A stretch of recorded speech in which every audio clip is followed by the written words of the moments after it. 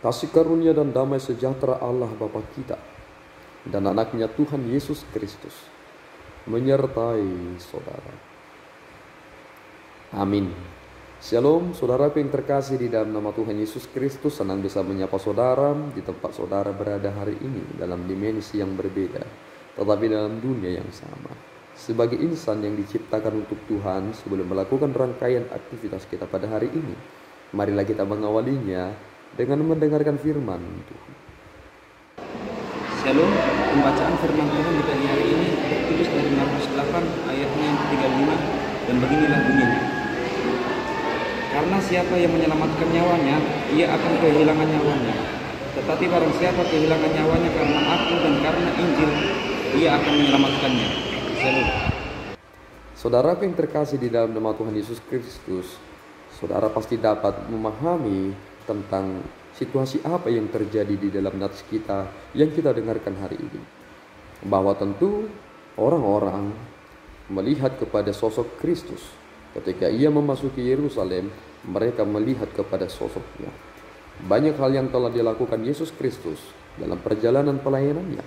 Dan tentu jika itu adalah bagian dari kontestan pemilihan umum, ia memiliki elektabilitas yang sangat tinggi. Karena banyak hal yang telah dikerjakan.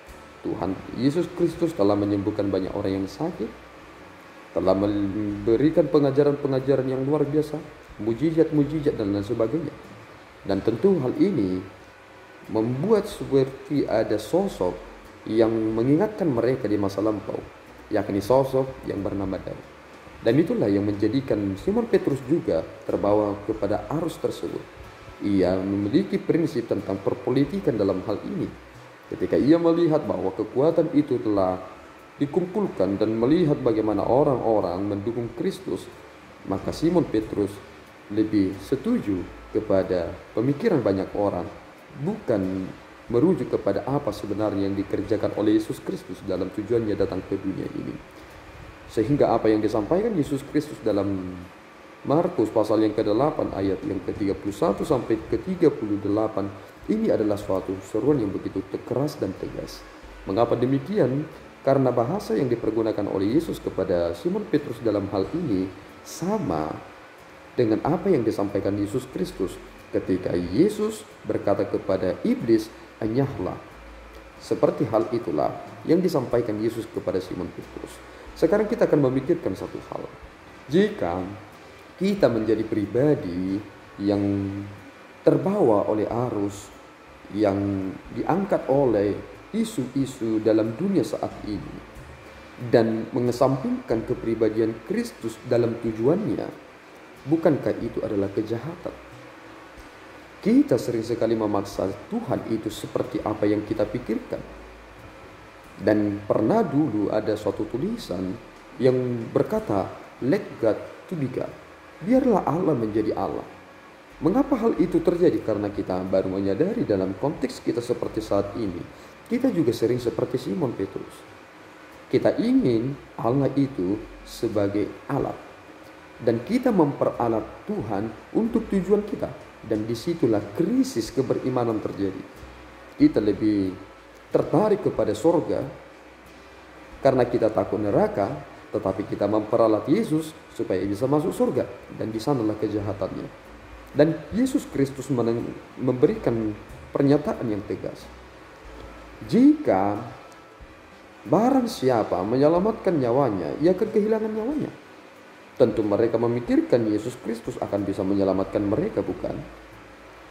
Ketika ia menjadi raja yang besar secara politis, tentu mereka bisa tentu dia bisa menyelamatkan mereka dalam konsep pemikiran mereka. Ternyata Yesus tidak membutuhkan itu.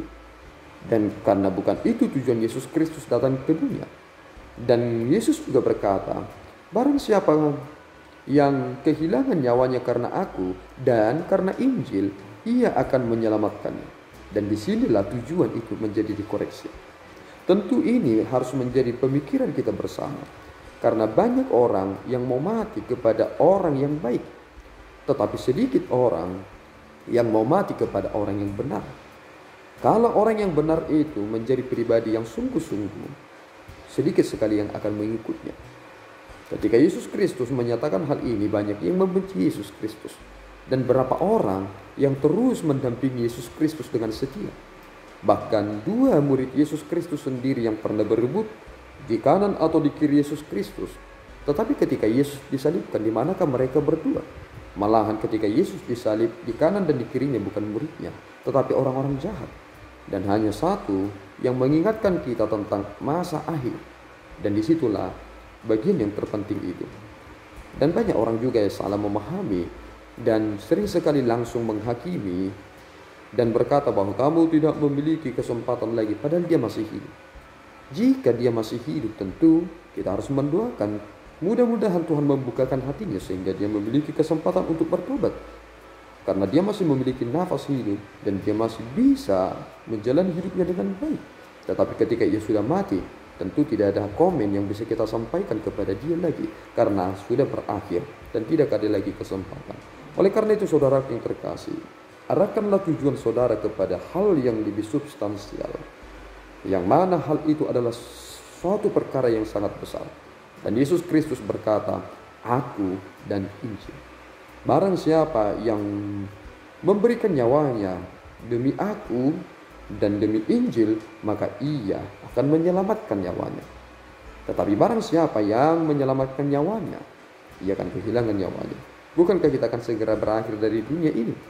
Tentu keberadaan kita ini bukan merujuk kepada hidup hanya satu kali, tetapi kita merujuk kepada hidup dalam kekekalan. Maka saudara yang terkasih, bagaimanakah Allah itu sebenarnya di dalam diri saudara? Jangan memperalat dia, sebab Allah ingin hal yang lebih besar dari apa yang saudara pikirkan. Itulah yang terbaik bagi dunia ini dan terlebih bagi saudara. Mari hidup di dalam Kristus dan beritakanlah Injil dengan baik. Baik waktu tidak tepat atau waktu yang baik sekalipun, kita harus memberitakan Injil, sebab itu adalah hutang kita bersama. Tuhan Yesus memberkati kita berdua. Ya Tuhan, kami bersyukur atas berkat-Mu. Terima kasih Bapa, Engkau telah mengingatkan kami bahwa jauh sekali apa yang kami kerjakan dengan apa yang Tuhan kehendaki dalam hidup kami. Kami sering Tuhan memperalat Engkau untuk mewujudkan tujuan kami, sehingga nama-Mu tidak semakin dipermuliakan. Kami mengabaikan-Mu hanya karena berkat-berkat yang kami terima. Tolong kami Tuhan, supaya sungguh-sungguh kami hidup bagi-Mu, dan mati kami juga menjadi keuntungan. Terpuji Engkau ya Bapa, di dalam Yesus kami telah berdoa dan mengucap syukur. Anugerah Tuhan kita Yesus Kristus, kasih setia Allah Bapa, dan persekutuan Roh Kudus menyertai saudara. Amin. Tuhan Yesus memberkati.